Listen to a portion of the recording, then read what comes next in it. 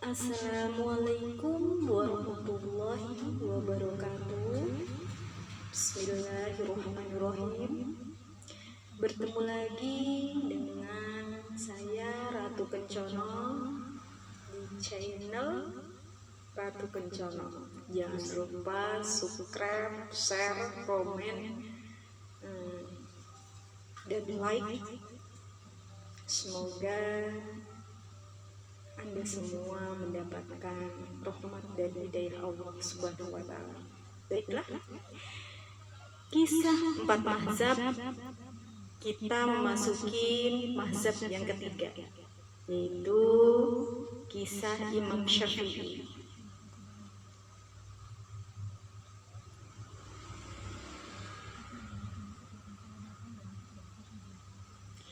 Kisah Imam Syafi'i yaitu dengan nama lain Abu Abdullah Muhammad bin Idris al-Syafi'i, pendiri mazhab Syafi'i dan pejuang kebenaran.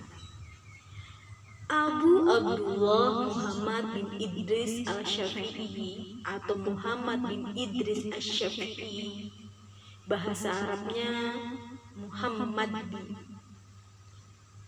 Idris as-Syafi'i Muhammadin, yang akrab dipanggil Imam Syafi'i.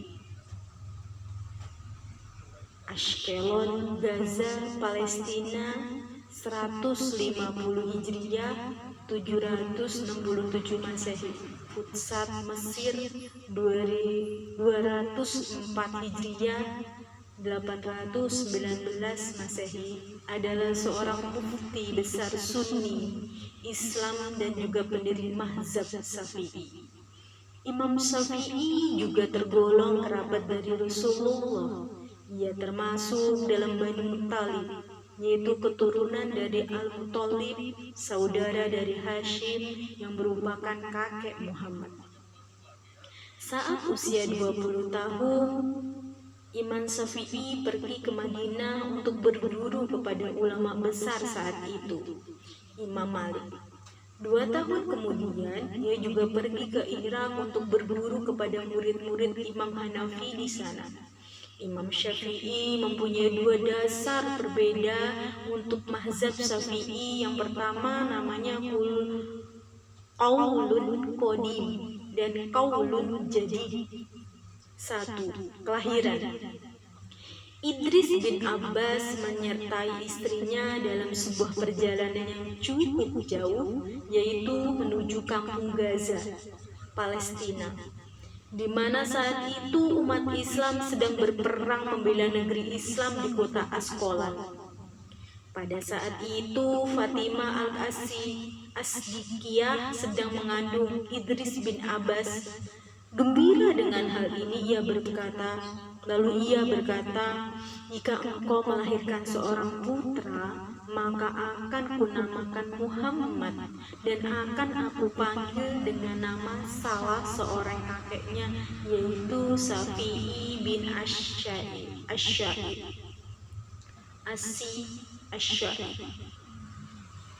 Akhirnya Fatimah melahirkan di Gaza, dan terbuktilah apa yang dicita-citakan ayahnya. Anak itu dinamakan Muhammad dan dipanggil dengan nama Asy-Syafi'i. Kebanyakan ahli sejarah berpendapat bahwa Imam Syafi'i lahir di Gaza, Palestina. Namun di antara pendapat ini terdapat pula yang menyatakan bahwa dia lahir di Asqalan, sebuah kota yang berjarak sekitar 3 farsah dari Gaza.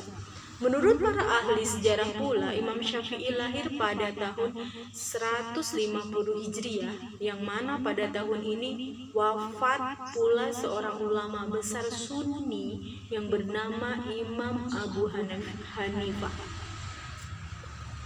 Imam Ahmad bin Hambal berkata, sesungguhnya Allah telah mentakdirkan pada setiap 100 tahun ada seorang yang akan mengajarkan sunnah dan akan menyingkirkan para pendusta terhadap Rasulullah SAW. Kami berpendapat pada 100 tahun yang pertama Allah mentakdirkan Umar bin Abdul Aziz, dan pada 100 tahun berikutnya Allah mentakdirkan Imam Syafi'i. 2. Nazab. Idris, ayah Imam Syafi'i, tinggal di tanah Hijaz. Ia merupakan keturunan dari Al-Muttalib.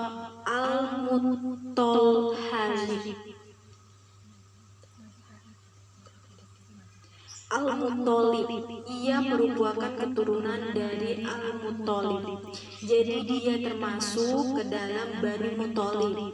Nasab beliau adalah Muhammad bin Idris bin Al-Abbas bin Utsman bin Syafi'i bin As-Sa'id bin Ubay bin Abdi Yasid bin Ashim bin Al-Muttalib bin Abdul Manaf bin Qusay bin Kilab bin Murrah bin Ka'ab bin Lu'ay bin Ghalib bin Fir bin Malik bin An-Nazar bin Kinanah bin Khuzaimah bin Murikah bin Ilyas bin Muzar bin Nazar bin Ma'ad bin Addan. Nazabnya bertemu dengan Rasulullah di Abdul Manaf. Dari nasab tersebut, Al-Muttalib bin Abdul Manaf, kakek Muhammad bin Idris Asy-Syafi'i, adalah saudara kandung Hashim bin Abdi Manaf karena Nabi Muhammad SAW.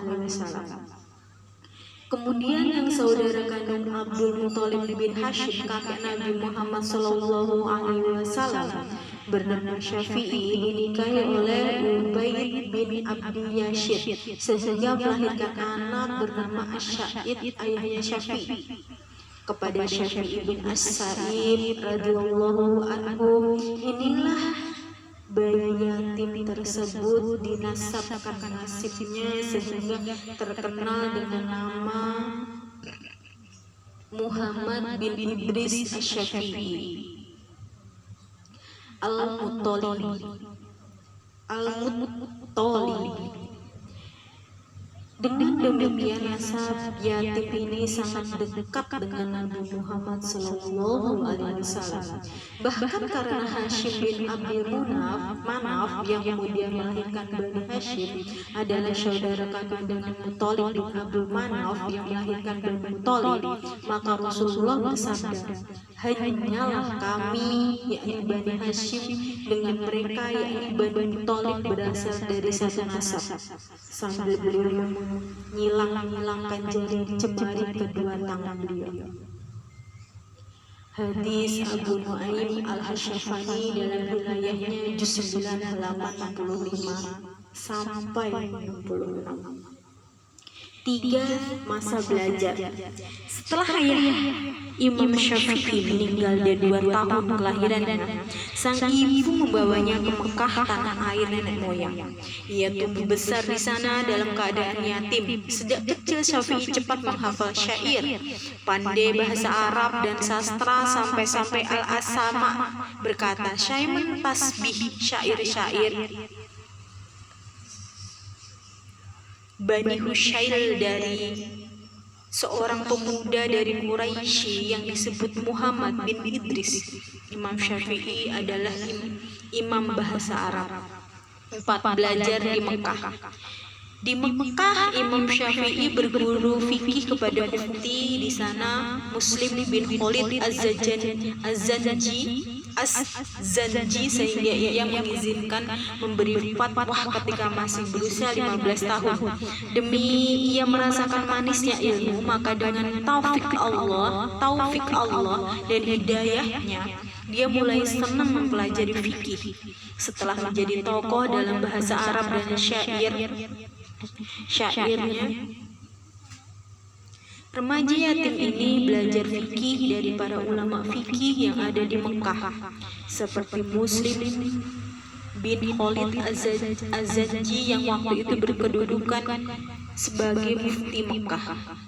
Kemudian beliau juga belajar dari Dawud bin Abdurrahman Al-Attahar, juga belajar dari pamannya yang bernama Muhammad bin Ali bin Syafi'i, dan juga menimba ilmu dari Sufyan bin Uyainah. Guru yang lainnya dalam fikih ialah Abdurrahman bin Abi Bakar al-Mulaiki, Sa'id bin Salim, Fudail bin al-Ayyadil, dan masih banyak lagi yang lainnya. Ia pun semakin menonjol dalam bidang fikih dan hanya dalam beberapa tahun saja duduk di berbagai halaqah ilmu ulama fikih sebagai tersebut di atas. 5. Belajar di Madinah. Kemudian beliau pergi ke Madinah dan berguru fikih kepada Imam Malik bin Anas. Ia mengaji kitab Muwatta kepada Imam Malik dan menghafalnya dalam 9 malam. Imam Syafi'i meriwayatkan hadis dari Sufyan bin Uyainah, Fudalah bin Ridal, dan pamannya Muhammad bin Syafi'i dan lain-lainnya. Di majelis beliau ini, si anak yatim tersebut menghafal dan memahami dengan cemerlang kitab karya Imam Malik, yaitu Al-Muwatta. Kecerdasannya membuat Imam Malik amat mengaguminya. Sementara itu Asy-Syafi'i sendiri sangat terkesan dan sangat mengagumi Imam Malik di Al-Madinah dan Imam Sufyan bin Uyainah di Mekah. Beliau menyatakan kekaguman setelah menjadi imam dan pernyataan yang terkenal berbunyi, seandainya tidak ada Malik bin Anas dan Sufyan bin Uyainah, niscaya akan hilanglah ilmu dari Hijaz. Juga beliau mengatakan lebih lanjut kekagumannya kepada Imam Malik. Bila datang Imam Malik di suatu majelis, maka Imam Malik menjadi bintang di majelis itu. Beliau juga sangat terkesan dengan kitab Al-Muwatta Imam Malik sehingga beliau mengatakan, tidak ada kitab yang lebih bermanfaat setelah Al-Quran lebih dari kitab Al-Muwatta. Beliau juga mengatakan, aku tidak membaca Al-Muwatta Malik kecuali mesti bertambah pemahamanku. Dari berbagai pernyataan beliau di atas, dapatlah kita ketahui bahwa guru yang paling beliau kagumi adalah Imam Malik bin Anas. Kemudian Imam Sufyan bin Uyainah. Di samping itu, pemuda ini juga duduk menghafal dan memahami ilmu dari para ulama yang ada di Al-Madinah seperti Ibrahim bin Sa'ad, Ismail bin Ja'far, Attar bin Khalid, Ibnul Azil Ad-Dawardi. Ia banyak pula menghafal ilmu di majelisnya Ibrahim bin Abi Yahya, tetapi sayang guru beliau yang disebut terakhir ini adalah pendusta dalam meriwayatkan hadis, memiliki pandangan yang sama dengan mazhab Qadariyah yang menolak untuk beriman kepada takdir dan berbagai kelemahan fatal lainnya. Sehingga ketika pemuda Quraisy ini telah terkenal dengan gelar sebagai Imam Syafi'i, khususnya di akhir hayat beliau tidak mau lagi menyebut nama Ibrahim bin Abi Yahya ini dalam berbagai riwayatan ilmu. 6. Di Yaman. Imam Syafi'i kemudian pergi ke Yaman dan bekerja sebentar di sana. Sebutkanlah sederet ulama Yaman yang didatangi oleh beliau ini seperti Mutarif bin Mazin, Isyam bin Yusuf Al-Qadli, dan banyak lagi yang lainnya. Dari Yaman, dia melanjutkan tur ilmunya ke kota Baghdad di Irak, dan kota ini beliau banyak mengambil ilmu dari Muhammad bin Al-Hasan, seorang ahli fikih di negeri Irak. Juga beliau mengambil ilmu dari Ismail bin Ulayyah dan Abdul Wahab At-Saqafi, dan masih banyak lagi yang lainnya. 7. Di Baghdad, Irak. Kemudian pergi ke Baghdad 183 dan tahun 195. Di sana ia menimba ilmu dari Muhammad bin Hasan. Ia memiliki tukar pikiran yang menjadikan khilafah ar-Rasyid. 8. Di Mesir. Imam Syafi'i bertemu dengan Ahmad bin Hambal di Mekah tahun 187 Hijriah dan di Baghdad tahun 1195 Hijriah. Dari Imam Ahmad bin Hanbal, Imam Syafi'i menimba ilmu fikih, usul mazhabnya, penjelasan nasik dan masyuknya dia di Baghdad. Imam Syafi'i menulis mazhab lamanya mazhab Qadim. Kemudian beliau pindah ke Mesir tahun 200 Hijriah dan menuliskan mazhab baru, mazhab Jadid. Di sana beliau wafat sebagai Syuhadaul di akhir bulan Rajab 204 Hijriah. 9. Karya tulis Ar-Risalah. Salah satu karangannya adalah Ar-Risalah, buku pertama tentang usul fikih dan kitab yang berisi mazhab fikih yang baru. Imam Syafi'i adalah seorang mutajad mutlak, imam fikih, hadis, dan usul. Ia mampu memadukan fikih ahli Irak, fikih ahli Hijaz. Imam Ahmad berkata tentang Imam Syafi'i, beliau adalah orang yang paling faqih dalam Al-Quran dan As-Sunnah. Tidak seorang pun yang pernah memegang pena dan tinta, melainkan Allah memberinya di leher Syafi'i. Tashi Kubri mengatakan di Miftahul Sya'adah, ulama ahli fikih, usul, hadis, bahasa, nahwu, dan disiplin ilmu lainnya sepakat bahwa Syafi'i memiliki sifat amanah, percaya, adalah kredibilitas agama dan moral suhud. Warga, takwa, dermawan, tingkah lakunya yang baik, derajatnya yang tinggi, orang yang banyak menyebut perjalanan hidupnya saja masih kurang lengkap.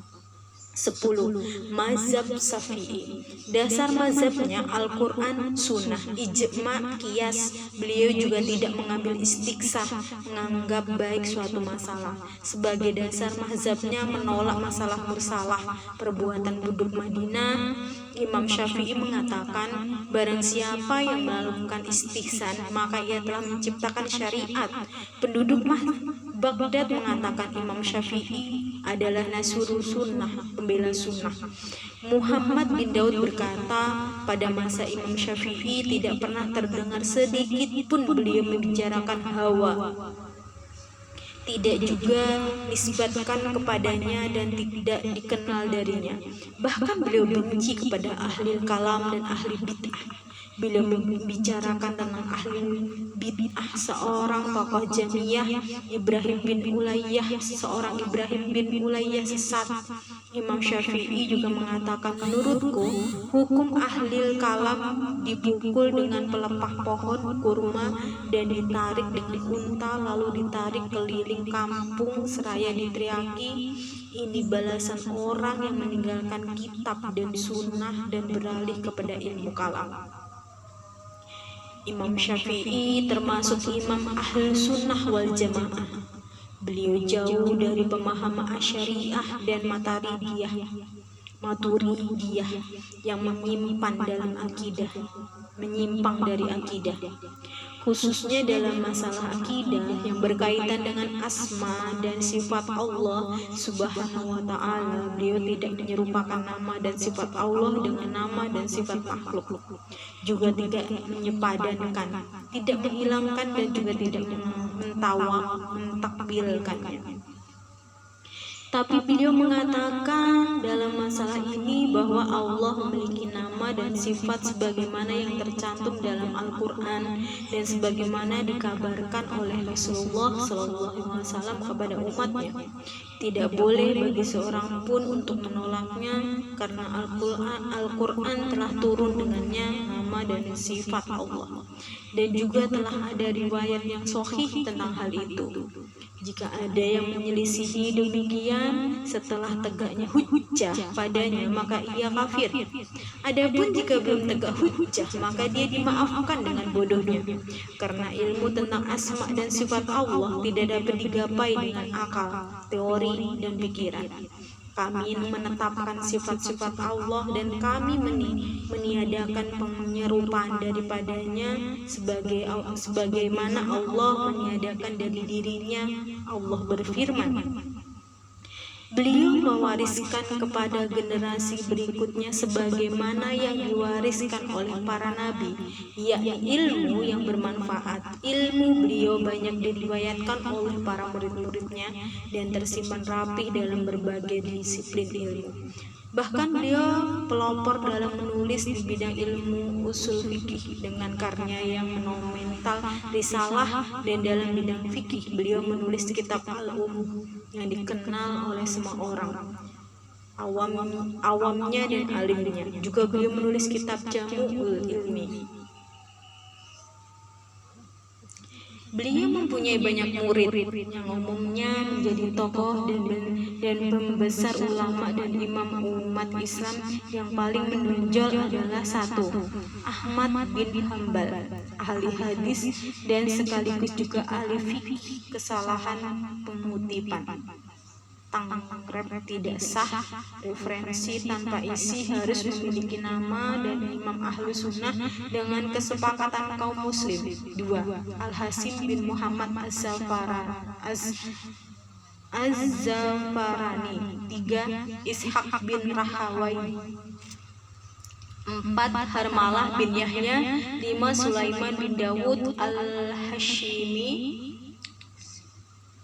6. Abu Tasyaur Ibrahim bin Khalid Al-Qalbi, dan lain-lainnya banyak sekali. 11. Al-Hujjah. Kitab Al-Hujjah yang merupakan mazhab lama dari diriwayatkan oleh 4 imam Irak, Ahmad bin Hanbal, At-Tasur, Syafarin, Al-Qarabiyah dari Imam Syafi'i. Dalam masalah Al-Quran, beliau Imam Syafi'i mengatakan Al-Quran adalah qalamullah. Barang siapa mengatakan bahwa Al-Quran adalah makhluk, maka dia telah kafir. Al-Ulum. Sementara kitab Ulum sebagai mazhab yang baru Imam Syafi'i diriwayatkan oleh pengikutnya di Mesir, Al-Muzanni, Al-Buwaiti, Ar-Rabi, Jizi bin Sulaiman. Imam Syafi'i mengatakan tentang mazhabnya, jika sebuah hadis sahih tertentang dengan perkataanku, maka buanglah perkataanku di belakang tembok. Kebaikan ada pada ilmu hal, kekayaan jiwa, menahan dari penyakit menyakiti orang lain, mencari rezeki halal, takwa dan istiqah kepada Allah. Ridha manusia adalah tujuan yang tidak mungkin dicapai. Tidak ada jalan untuk selamat dari ucapan manusia. Wajib bagimu untuk konsisten dengan hal-hal yang bermanfaat bagimu. Ikutilah ahli hadis oleh kalian karena mereka orang yang paling banyak benarnya. Beliau berkata, semua perkataanku yang menyelisih hadis yang sahih, maka ambillah hadis yang sahih dan janganlah taklid kepadaku. Beliau berkata, semua hadis yang sahih dari Nabi SAW, maka itu adalah pendapatku meski kalian tidak mendengarnya dariku. Beliau mengatakan, jika kalian dapati dalam kitabku sesuatu yang menyelisih sunnah Rasulullah SAW, maka ucapkanlah sunnah Rasulullah dan tinggalkan ucapanku. Akhir hayat. 13. Akhir hayat. Pada suatu hari Imam Syafi'i terkena wasir dan tetap begitu hingga terkadang jika ia naik kendaraan darahnya mengalir mengenai celananya, bahkan mengenai pelana dan kaos kakinya. Wasir ini benar-benar menyiksanya selama hampir 4 tahun. Ia menanggung sakit demikian itihatnya yang baru di Mesir, menghasilkan 4.000 lembar. Selain itu ia terus mengajar, meneliti dialog serta mengkaji baik siang maupun malam. Pada suatu hari muridnya Al-Muzammir masuk menghadap dan berkata, "Bagaimana kondisi Anda wahai guru?" Imam Syafi'i menjawab, "Aku telah siap meninggalkan dunia, meninggalkan para saudara dan teman, mulai meneguk minuman kematian. Kepada Allah zikir terus terucap. Sungguh demi Allah aku tak tahu tahu apakah jiwaku akan berjalan menuju surga sehingga perlu aku ucapkan selamat, atau sedang menuju neraka sehingga aku harus terkabul. Setelah itu dia melihat di sekelilingnya seraya berkata kepada mereka, "Jika aku meninggal, pergilah kalian kepada wali dan mintalah kepadanya agar mau memandikanku." Lalu sepupunya berkata, "Kami akan turun sebentar untuk sholat." Imam menjawab, "Pergilah, dan setelah itu duduklah di sini menunggu keluarnya ruhku." Setelah sepupu dan murid-muridnya sholat, sang imam bertanya, "Apakah engkau sudah sholat?" Lalu mereka menjawab, "Sudah." Lalu ia minta segelas air.